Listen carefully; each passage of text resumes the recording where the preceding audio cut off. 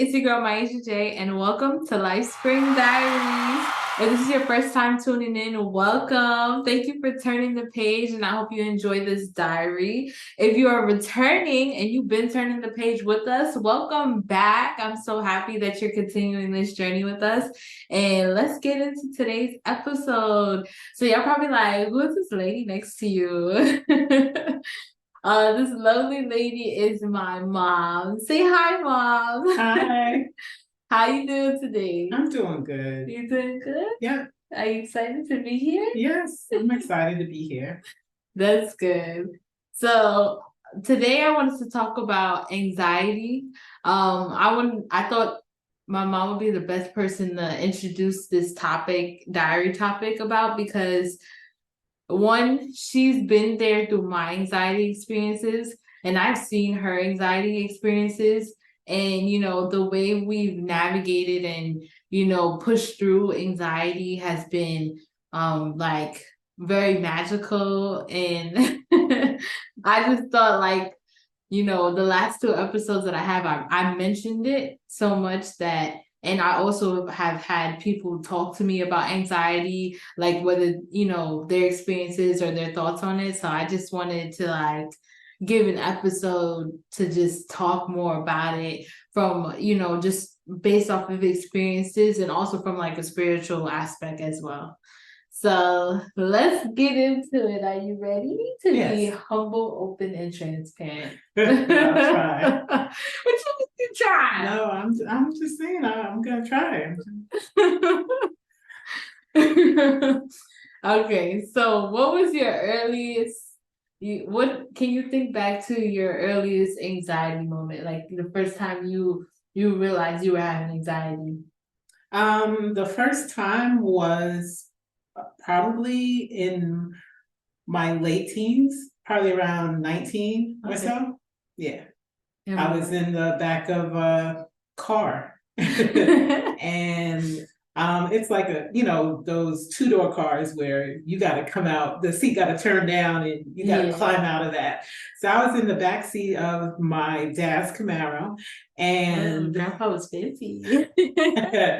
and it's like it hit me, and I just had to get out. I just had to, you know, that day I had to walk home. We weren't far away, but I had to walk home and say, okay, I'll get home on my own. But I walked home, which was good because the walk calmed me down. Okay. And from then on, it was a challenge sitting in a car like that. So it was like, um, basically, it was considered claustrophobic. Mm. Yeah. And I never got any help, which, I'm glad that you talked to somebody, but I never got any help. So, like, my anxiety stemmed over like more than 30 years. Oh wow. So I'm able to successfully manage it now because I went to therapy and also through prayer. Okay. Um, I think my earliest anxiety experience was in college because I was walking to class and in the same spot every day I would have this overwhelming feeling where it felt like I couldn't breathe, like I was losing my breath.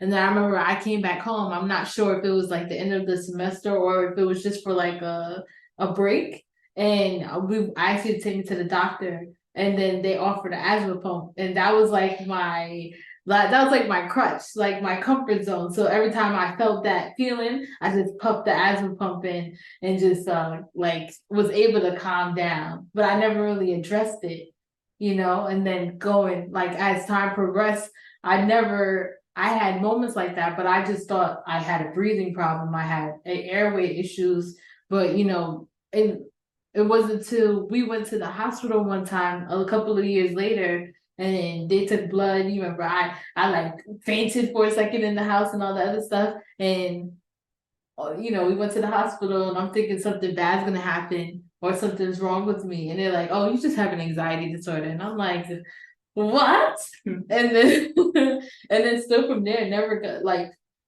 never took it serious. And then, not till like more recently, it's I feel it more, so Yeah, that was like mine. When you hear the word anxiety, in the past, what did you think? And and what do you think of it now? Like, what is your perspective, your thoughts? Like when you hear the word or anyone talk about anxiety, like what did you think before and what did you think now? Like, what do you think now? I looked at anxiety as a crutch. Mm, Like this is my issue. This is something I have, something I can't control, something that I'm just gonna have to live with forever. mm-hmm, And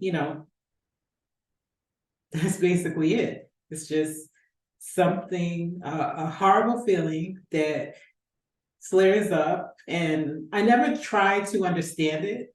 And that's what therapy did for me. Now I understand it. I understand that it's a form of fear, but it's also an issue that is generated by how I look at things, how I think about things, how I choose to react to things, mm-hmm, and I can't control it. I can, do breathing exercises. I can go for walks. I can tell myself things to make me calm down. mm-hmm, And I could change how I think so that I could avoid having these. mm. So now I look at anxiety as just a challenge that I now occasionally deal with. Mm-hmm. But for the most part, I try to keep my mind thinking about positive things and not try, and also to try to stay in the moment, because part of anxiety is you're going to a future time of what could be, what should be. And then, like different things played into it, like suspicion. Suspicion, when you suspect something about anything, that drives your anxiety. When you know, fear of something, oh, this could happen, that drives anxiety. So, I had to change how I looked at what was going on in my life. Mm. For me, it was like, okay, don't beat me up. So when I never heard the term anxiety till you, right? So when I seen you had like an anxiety episode, I thought anxiety was like a mental issue. Like there's like something, anxiety is like a disorder and you act crazy. Like Oh wow. that's what I thought. So whenever you had an episode, I don't know, I just act crazy. Like Wow. that's what I thought when I was younger. Okay. Yeah. But then now I'm like if I ever experience anxiety or if someone says anxiety or something like that, the first thing I think now is, oh, the spirit of anxiety is plaguing. It's trying to attack, And then I also think like, oh, it's the mind. Like the mind, something in the mind is sending a signal to the brain that's causing somebody's body to react to it. And it's depending on the severity of it, alters like how your body physically reacts to the signal it got from the brain. So like that's how I view anxiety now. So when I see someone having an episode or something like that, I like, a part of me like goes, all right, let me pray real quick and pray. And then let me like ask them questions that are not as triggering, to see so they could come back to reality of what's going on. And vice versa to myself. I in therapy, she was like, you can control your thoughts, your words, and your actions. So it was just like, what thoughts are in my head that are causing me to feel like this, and where can I put I guess you could say an end to it. So like that was me. Wow, you thought your mom was crazy. I'm sorry. I didn't think you were crazy. Technically it is a mental illness, because it's dealing with how your mind is reacting to life. Right. Yeah. I didn't think you were like crazy. There's like levels. There's levels. I know. I'm gonna be crazy alone. Well, I'll just say there's levels to crazy. So I just thought you were like Like I knew who you were, but I just thought like you had moments of craziness. Okay. That Okay. in one of the categories of crazy. Oh, okay. Yeah, you know.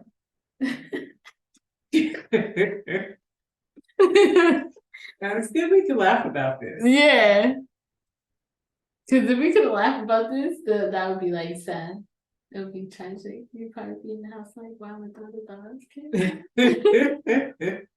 I've learned over the years to be thick-skinned. Thick skin. Yes, Oh, okay. thick-skinned. I'm getting there. I'm like there and not there. I'm still a work in progress. Yeah. I'm definitely still a work in progress. So when it comes to, so your thought process of anxiety evolves from the first time you experienced it to, current day, where you can come to this thought of how anxiety is, right? So how did you evolve to that point?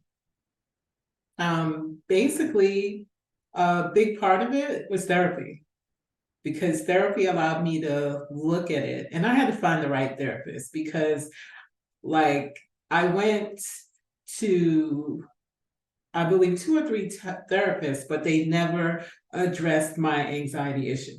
And the last therapist that I dealt with, she really addressed the issue. She really looked, she gave me toolkits. She gave me a toolkit, and like it has different things that I could unpack based on my situation.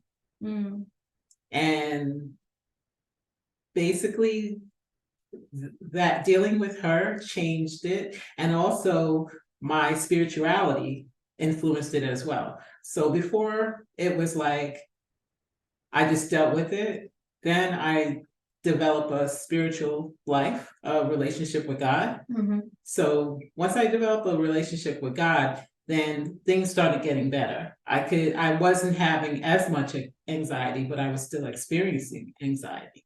So finally, when I actually, I actually broke down and had to go see a therapist because I broke down, in many different levels of emotions. I broke down. And working with her allowed me to really look at things differently. And then I coupled my spirituality with it. Like, we used the tool of meditation. So not only did I meditate, but I meditated on the word of God. And that was powerful. That helped me, that carried me through leaps and bounds. And then we dealt with my thinking.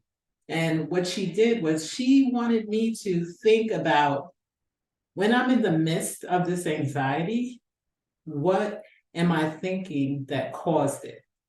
And that was a game changer, because it allowed me to find my triggers and learn to disarm them.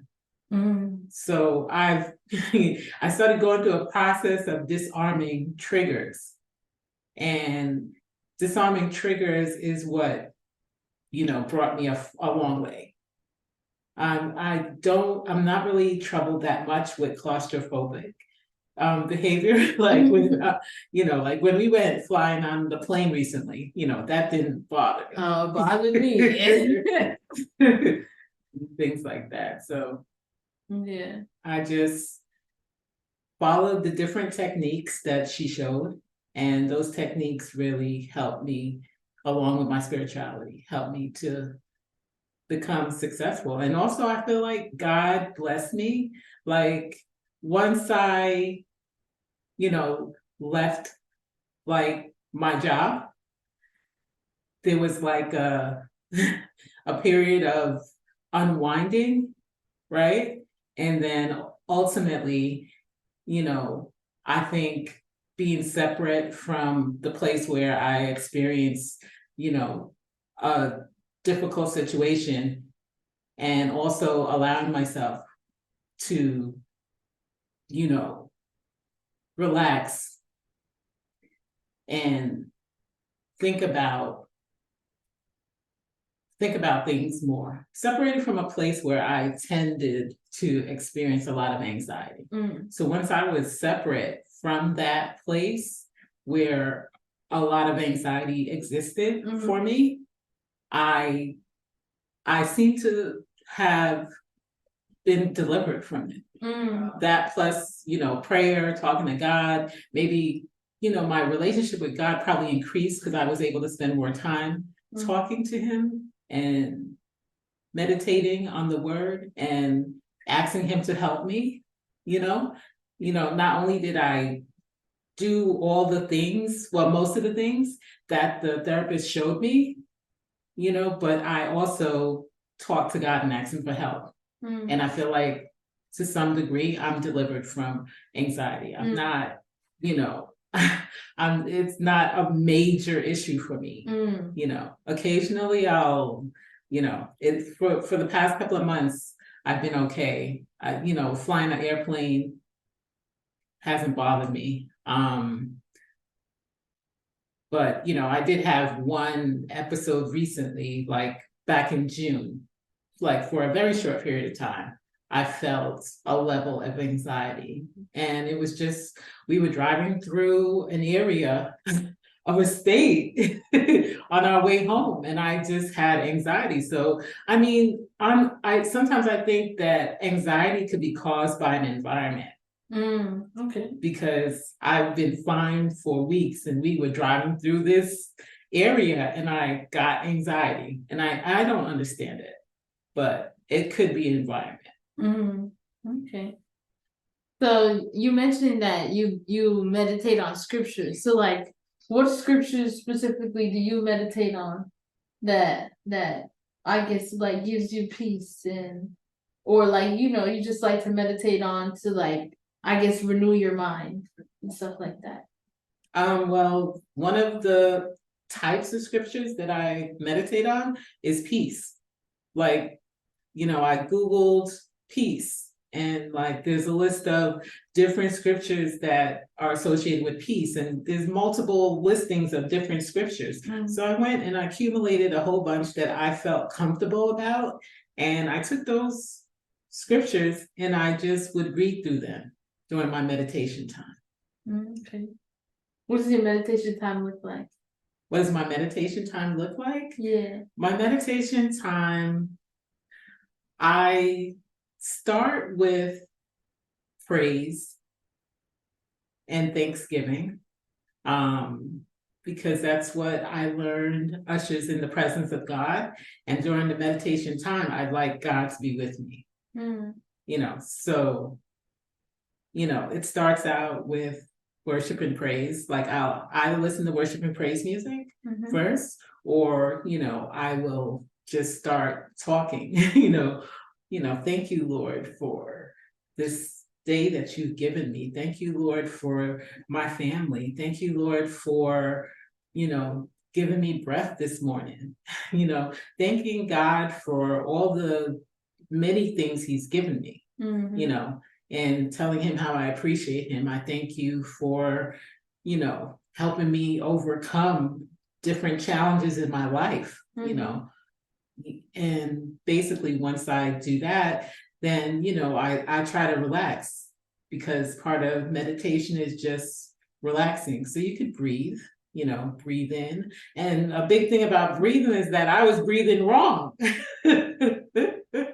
Because and it was my, this last therapist that I had that taught me how to breathe.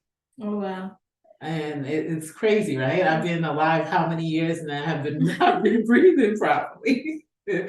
So, she said you breathe in and your abdomen should fill and expand. And I think most of the time I was trying to contract my abdomen when I breathed in. So I was, basically breathing wrong and probably, making it worse. Right. So, I take the time, I breathe, then, I might talk to God.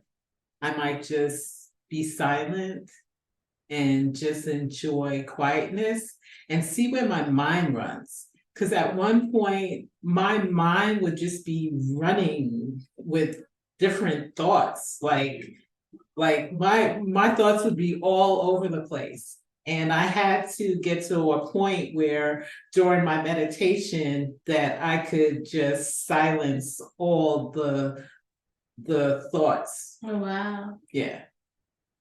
That was a process. It wasn't like it wasn't like, hey, you snap your finger and you could do that. It Right. was a process of silencing the voices, the thoughts, the different things that are running through your mind, and actually getting to a point where you could just be at peace, be relaxed.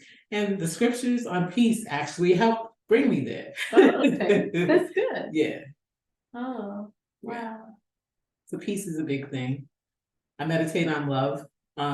Scriptures on love. Okay. Scriptures that deal with things I'm trying to overcome, like, bitterness.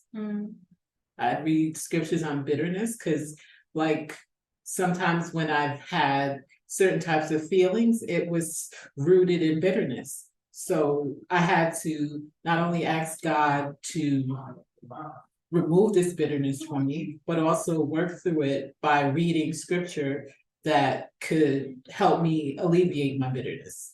So whatever I'm going through, I try to find scripture that alleviates what my problem is.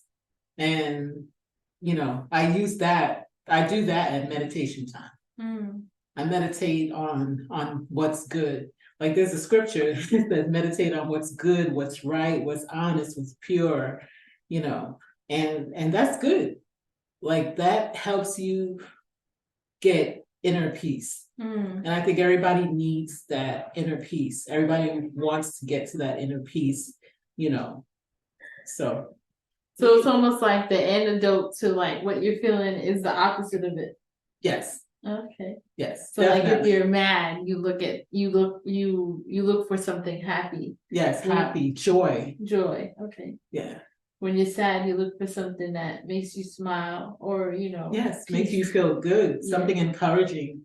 There's scriptures that bring you comfort. Like if you Google scriptures that bring you comfort, you have a whole bunch of people who went and did work ahead of us. Like this is an excellent time to be alive because so many people have gone ahead and done the work for us that we could just Google something and come up with a website that's going to give you scriptures, or it's going to give you words of encouragement, even like YouTube.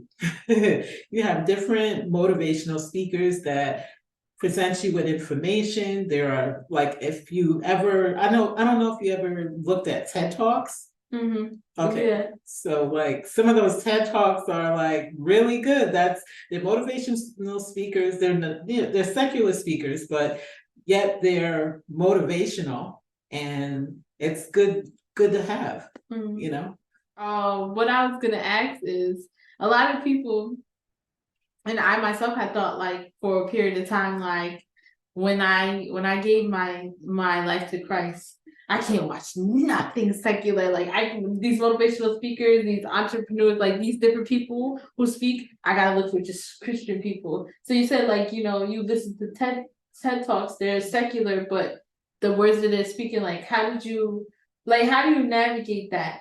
Like some things that are deemed secular versus like things that are straight Christian and spiritual. Okay. Well, basically, the Bible is the rule. That's God's word, that's God's law, right? And if I read it regularly, it gets into me. I get an understanding to the point where I can go and listen to a secular person and filter out what needs to be filtered out. I think I'm beginning to understand that is part of my spiritual discernment. At one point, I thought that spiritual discernment was just learning how to discern what kind of spirit you might be dealing with at a time, but it's actually also being able to filter out what is not good, what is not pure, what is not right, and taking that information and saying, no, you're not to retain that. But this right here, this is good stuff. Let's keep that. Okay. And it's a process. It's a process. Okay. Because there's a lot of wrong information out there and not good information that sounds good. And, it's through trial and error and keeping the word as my foundation that I'm able to filter out things. Okay. Yeah. That makes me think about like my journey a little bit, because like in the beginning, like when I went through anxiety, I think about now what triggered it before, And I was like, okay, in school, I was stressed out about a lot of things. I was stressed out about the way people perceived me, how I was projecting myself. I was stressed out about passing. I was stressed out about, me, I was a music kid. And there was a certain point where I think once I got to high school and I started to learn the technicality and the audition process and possibly being rejected, like that's the start of me getting stage fright, where I didn't want to sing lead, or I didn't want to audition, or I just wanted to lay low in the choir, or not even really sing that much and be behind the scenes, because that it was like there was a fear to it. And I, now analyzing, like that's probably where the anxiety started, because I really cared about what other people would think, like my perceived and my projected image. And I never lived in my actual self. The times that I didn't experience anxiety was when I was living in my actual self. Yes. Like yes, when I was definitely my true. Yes. And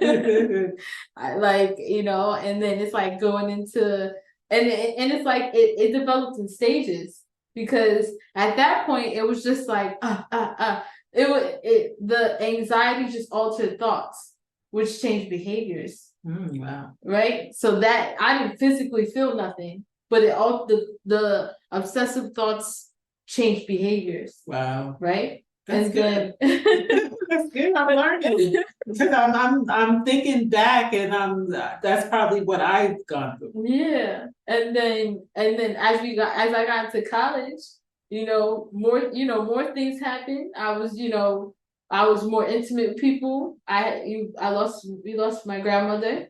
So I'm grieving all this other stuff. But at that point, I'm still not feeling anything as much. I got a little whiff of it, like with the breathing, but that was all still everything I was worried about, anxious about, everything about, or was all my thoughts sending signals to my brain to create new actions. So then we get to the point where now we're moving into, I'm not in school anymore. It's just I'm working and everything. So now it's still stress. It's still, I want to do a good job at work. I want to hang out with my friends still. These people seem cool. Oh, what if I'm weird? All this stuff, all this stuff. And then Sorry. It's okay. and same thing. The thoughts change, send signal to the brain should cause actions. And then now and I'm still not feeling nothing. I had that one moment where I fainted and stuff like that. Oh, you have an anxiety disorder. We didn't do nothing about it. We just kept pushing. Same thing. Whatever thoughts happened, just created action. That was the pattern. Now I get to a point where God calls me back home. He's like, come back to me, my child. And I come back to him. And in the beginning, as he's reinstilling in me his word, right? I'm still good. Now I'm like, I guess you could say I'm sold out. I'm seeking that fear of God, right? And in that area, that's when I started feeling it. Like that's when I felt it. Like that's when the physical happened.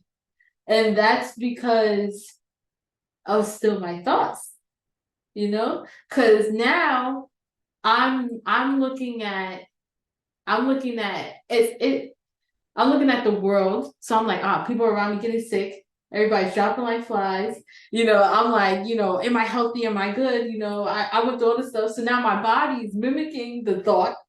you're sick now, or you look up all these, you go on Google and go, I have chest pain. What does that mean? You're dying, your heart attack. And I'm like, oh. Wow. So now my thought is, so now my brains, my eyes, and my thoughts are connected with each other, and and now my body's acting it out.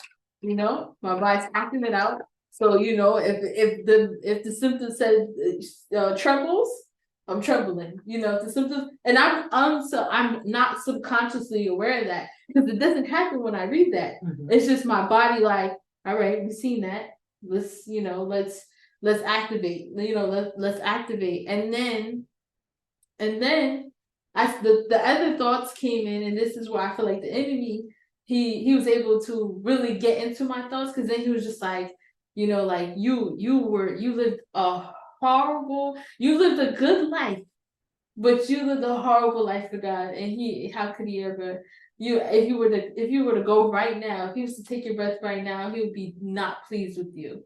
And then it made me to the point where at night, along with anxiety, probably due to other things, the fear of sleeping was an issue. Like I had a fear of sleeping. Wow. Because it was just like, if I don't wake up, if God does not grant me the grace of waking up tomorrow morning, will he be pleased with the life I've lived? I'm not pleased with this, so I know definitely not, I definitely wasn't, and I lived in that. And I didn't seek any.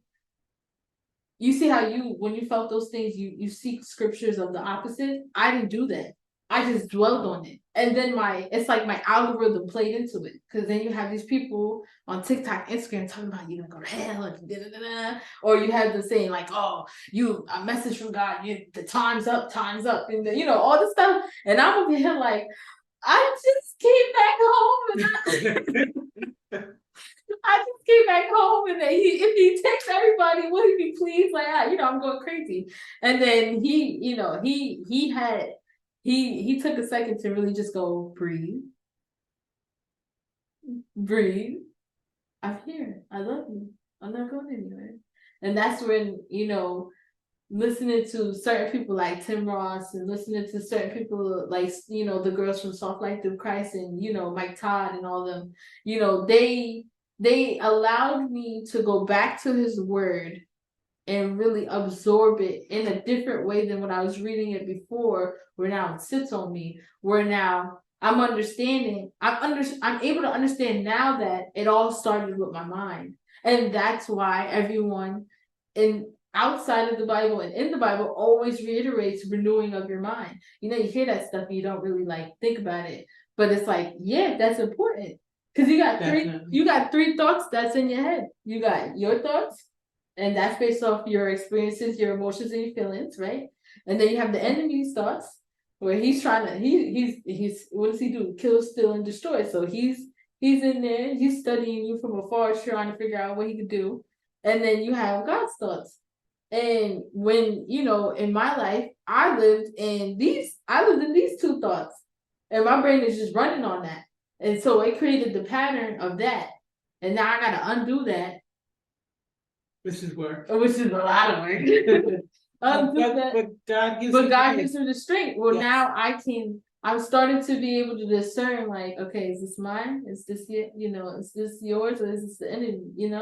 So I feel like now, like, I'm like, okay, anxiety, it's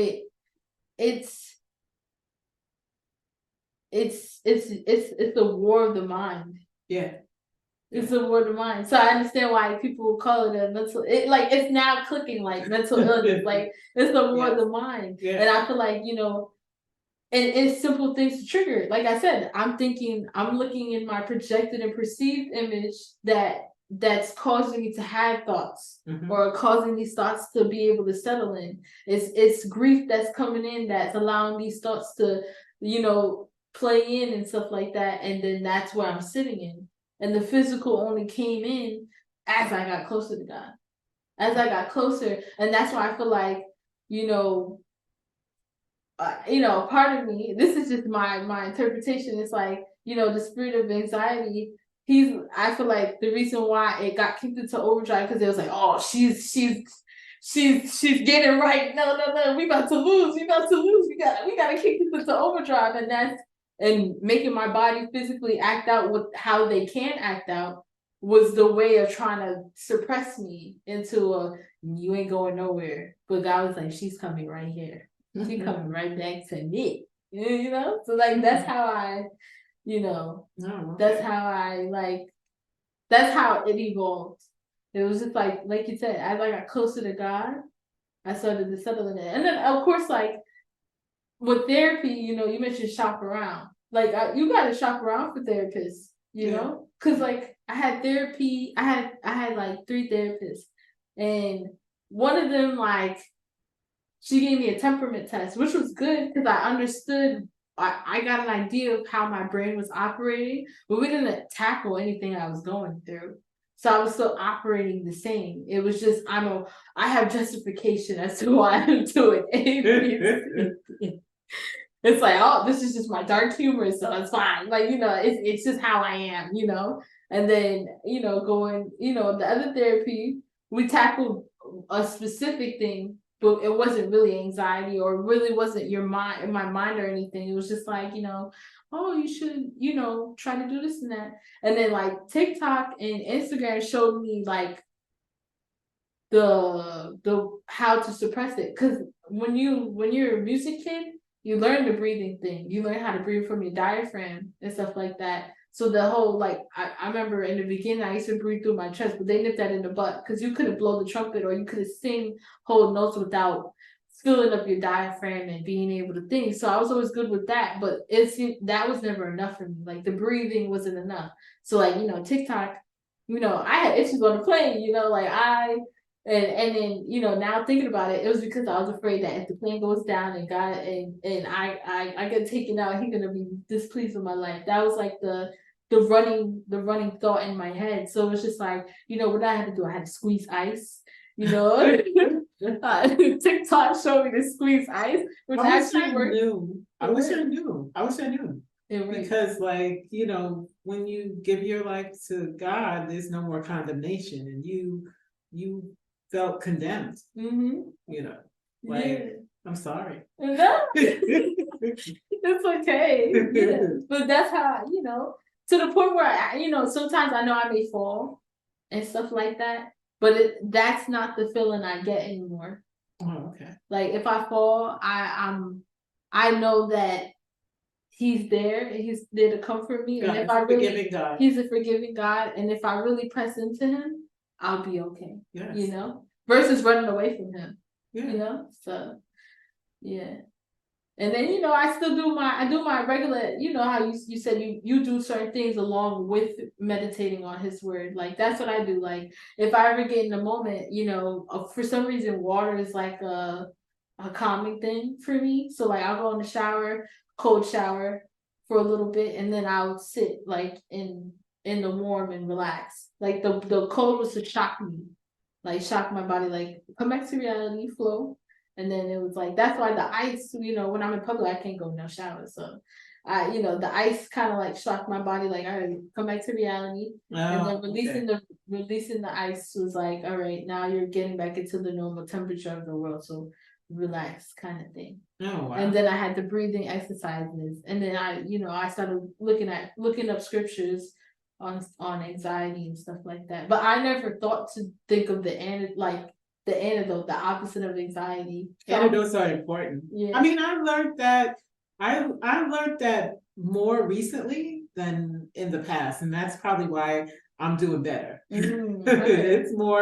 It's more of doing the same thing over and over for years, trying to overcome. And then here comes this lady who comes in and just gives me a list of different things to try. And you got to try the stuff that you can't just go to therapy and I went to therapy. No, they're gonna give you things and you try it. Because if you don't want to try nothing, then you might as well get on drugs, because you gotta do something to get yourself out of that. And I definitely didn't want to go to take any drugs, and so You got to try them. You got to try them. The first time I spoke with this lady, she was like, tell yourself you're safe. And I'm like, I don't feel threatened. I don't feel any way and stuff like that. And she's like, tell yourself you're safe. You're okay. Every time you have that, anxiety attack while you're driving into work, tell yourself you're okay. You're safe. And then I took it to another level. Yeah, you and told me that. and I put God in it. You know what I'm saying? So I started telling myself I was safe, and it calmed me down quickly, like quicker than anything, quicker than breathing and everything else. Just telling myself I'm safe.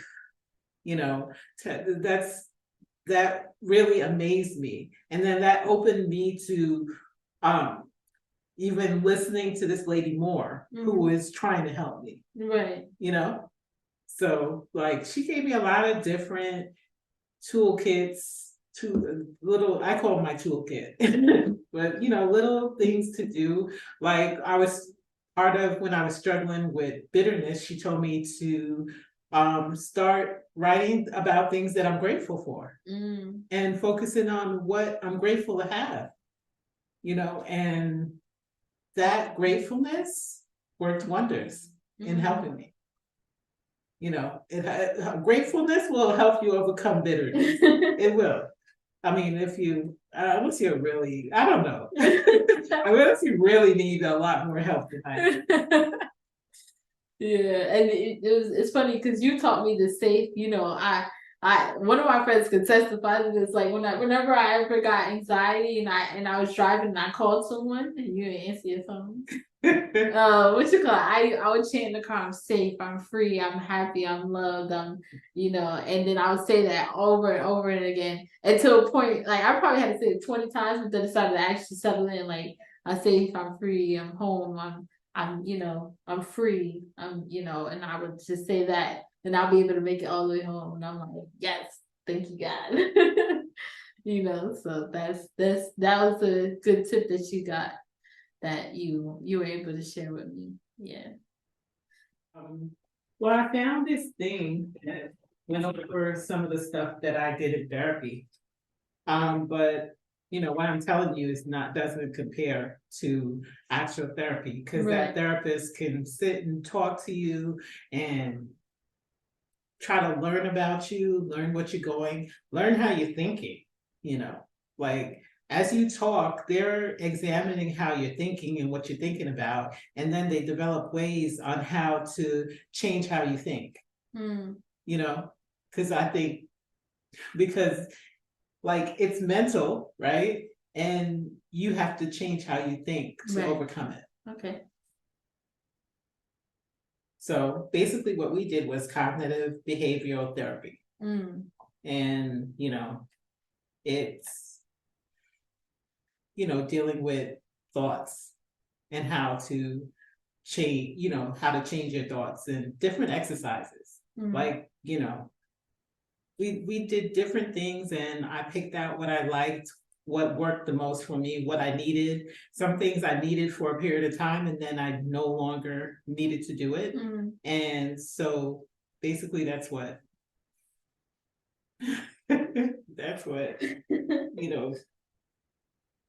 we tried different things that I didn't care for, like exposure therapy. Like we did that.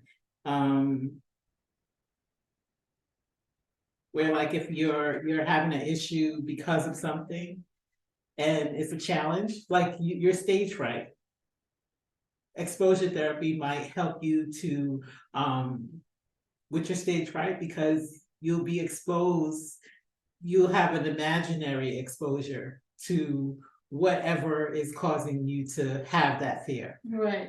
So that didn't really work for me when I tried to try to do it, but it probably would help somebody else. So you go through the different things. Mindfulness was very good because it focuses on being in the present moment, and so many times you get lost in what could be, what might be, what what people are thinking, and she dealt with how people are thinking. Like, stop thinking about how people are thinking. You're not a mind reader. And I had to eliminate people's thoughts out of my thoughts. Right. And that was a big help. And then I kind of like got to an extreme at one point, and it was an extreme that I experienced before. Mm-hmm. So it was easy for me to get to the extreme, mm-hmm. where I would just freeze everybody out. Mm-hmm. It's like easier to, like, in order not to care about what people are thinking, it's just freeze them out. Like, you don't matter at all. Mm-hmm. To which is like an extreme. So you have to, like, when you're doing some of these things, you just have to make sure that there's a balance. You don't take it to the extreme, and just freeze everybody out. So,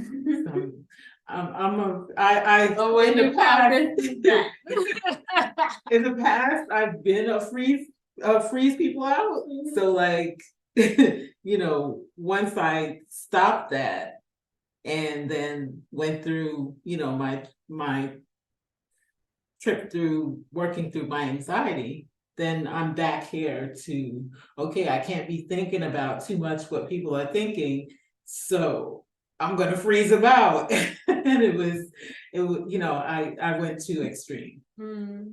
And it's good that, you learn and you develop a way of coping with different things. Mm.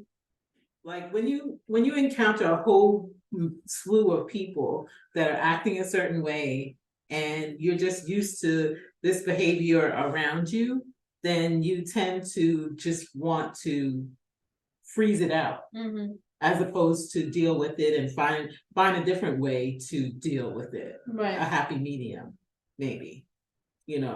Just have less exposure to them. Mm. Like, create boundaries.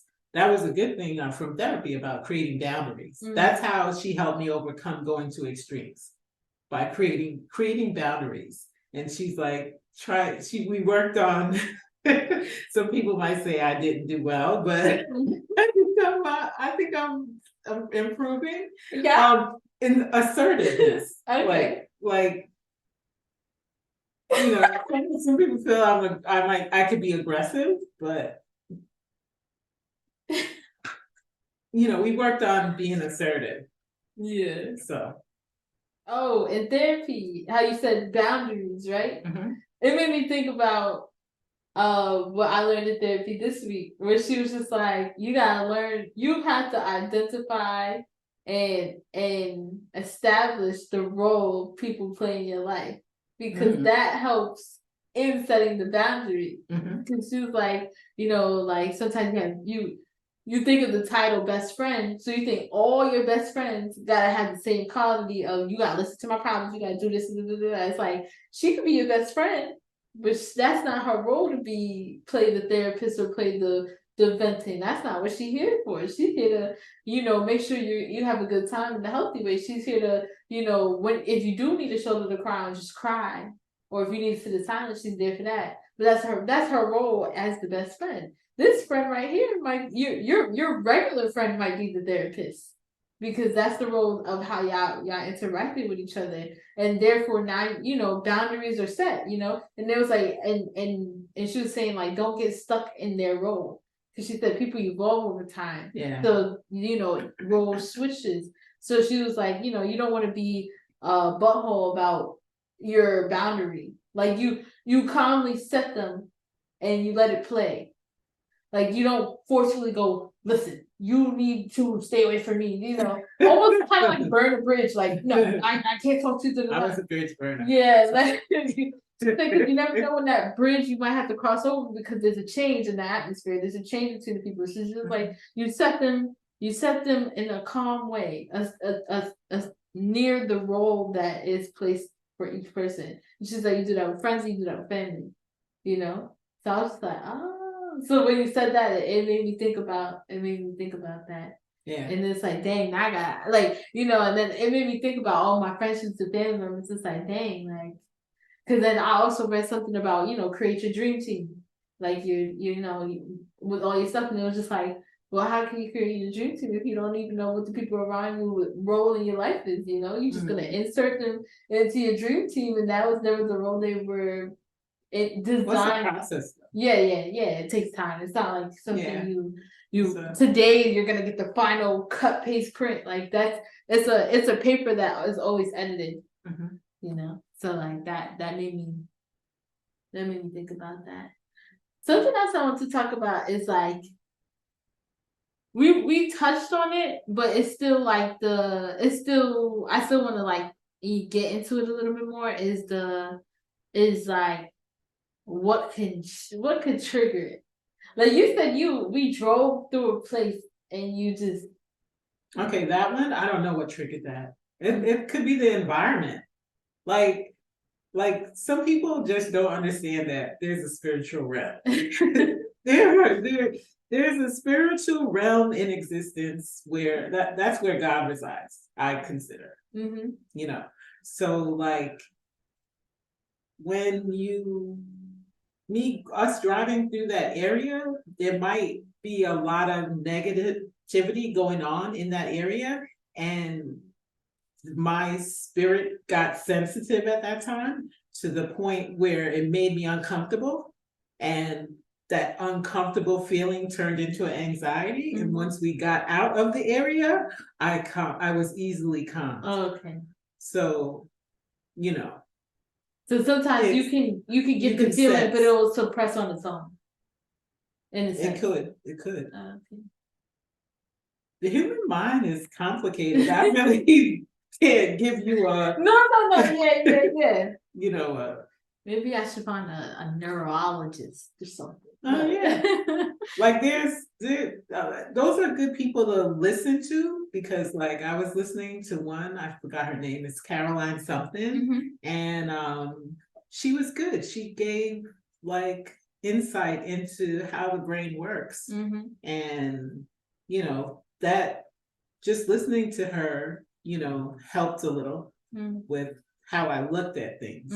So there's nothing wrong with that. Be transformed by the renewing of your mind. It might take some time to renew your mind, right? When you've been in something, right? Like the spirit of fear. I'm still fighting the spirit of fear all the time. That's why you got to renew your mind every day. It's not a you do it one time and you're good. Yes. It's a everyday thing. It's like the concept of you dying to self every day. Well, this was a great conversation, Mom. Thank you for having me. I hope I can help you. I hope I helped somebody. Oh yes, I think you definitely did. I mean, this conversation was good. This conversation was like eye opening, and it was like there's like a piece that settled while we was talking about this. Oh, okay. Yeah, so I enjoyed having you here. Thank you. We're gonna bring you back. You'll come back. You come back. Do I have to? Nah. Yeah. Well, I'd come back. Maybe you come back for sports. Basketball. Basketball. Love basketball. All right, guys. Thank you for tuning in. Thank you for turning the page with us. I so greatly appreciate you guys. You guys are awesome.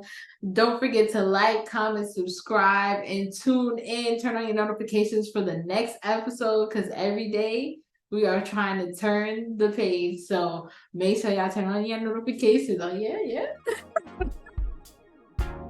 And we will see you guys next time.